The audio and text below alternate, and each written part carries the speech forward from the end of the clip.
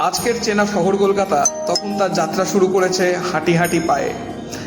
রাজভবন থেকে ধর্মতলার দিকে সোজা যেতে বাঁহাতে যে বিশাল বড় বাড়িটি দেখতে পাচ্ছেন, একসময় এটি ছিল ভারতবর্ষে ব্রিটিশ রাজ পরিবারের হেডকোয়ার্টার। আজ যেখানে দেখতে পাচ্ছেন সত্যমেব জয়তের অশোক চক্রর মূর্তি, সেখানে কিন্তু একসময় সদর্বে উঠত ইউনিয়ন জ্যাক। লর্ড এলগিনের শাসনকালে এই বাড়ির ভিত্তিপ্রস্তর স্থাপিত হয়। এই বাড়িতে আপনারা ঢোকার মুখে দুপাশে দেখতে পারবেন এই বিশেষ স্ট্রাকচারটি, যেটি পরিচিত ভাইসরয় কলার হিসেবে।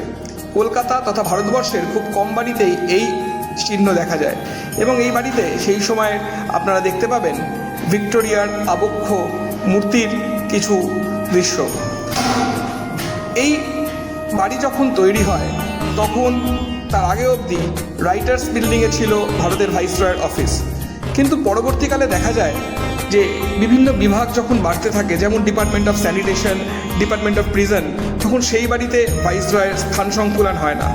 তখন রাইটার্সের ঠিক অনতি দূরে সেন্ট জন চার্চের পাশেই এই বাড়িতে ভাইসরয় নিজের অফিস চালু করে। উল্টো দিকেই যে পার্কটি আছে সেটিকে সবাই আপনারা চেনেন কার্জন পার্ক বলে। কার্জনই এই বাড়িতে এসে প্রথম ভাইসরয় হিসেবে দায়িত্বভার গ্রহণ করেন। এখনও যদি এই বাড়িতে ঢোকেন, এর বিপুল স্ট্রাকচার দেখে আপনারা বুঝতে পারবেন সেই সময় এটি কী ছিল।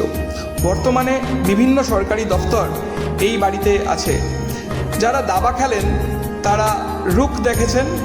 এই হচ্ছে সেই রুক, একটি কেল্লার প্রাকার, বা যেখান থেকে সেন্ট্রিরা গার্ড দিতে পারত, সেই একটি গার্ড, একটি প্রাকার এখনও কিন্তু এখানে বিদ্যমান।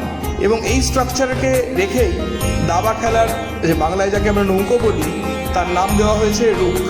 এখানে বড় বড় আর্চ বা গাড়ি বারান্দা দেখে ভাবতে সত্যি অবাক লাগে একসময় এখানে ভারতের বড়লাটের ফিটন গাড়ি এসে থামতো, হয়তো এরকমই কোনো গাছের তলায় এসে বিশ্রাম নিত সহিসেরা বা পালকি বাহকেরা। এই বাড়ি এখনও কিন্তু যথেষ্ট ভালো অবস্থায় রয়েছে ভিতর অংশটা। বাইরের অংশটায় কিছুটা অযত্নের ছাপ দেখা যাচ্ছে বটে, কিন্তু আশা করি এই বাড়ি আরও অনেক বছর এইভাবে থেকে যাবে।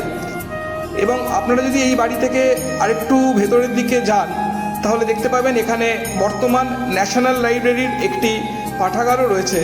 সেখানে আপনারা অনেক পুরনো সংবাদপত্রের পুরনো এডিশন দেখতে পাবেন। এবং এই সিঁড়ি দেখুন, এই সিঁড়ি দিয়েই হয়তো সেই সময়ের বড়লাট তরতরিয়ে উঠে গেছেন এবং নেমে এসেছেন যখন 1911 সালে, তখন ভারতবর্ষের রাজধানী কলকাতা থেকে সরিয়ে নিয়ে গেছেন দিল্লিতে।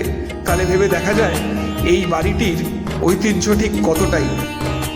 কলকাতার শেষ বড়লাট তিনি হচ্ছেন লর্ড হার্ডিঞ্জ টু। তিনিই কিন্তু এই বাড়ি থেকেই ভারতবর্ষের রাজধানী কলকাতা থেকে শিফট করেছিলেন সেই সুদূর দিল্লিতে। কলকাতার ইতিহাসের সেটি একটি অত্যন্ত উল্লেখযোগ্য দিন। এবং এই রকম দুটো বাড়ির মধ্যে যোগাযোগকারী সেতু আপনারা বেশ কিছু পুরনো জায়গায় দেখতে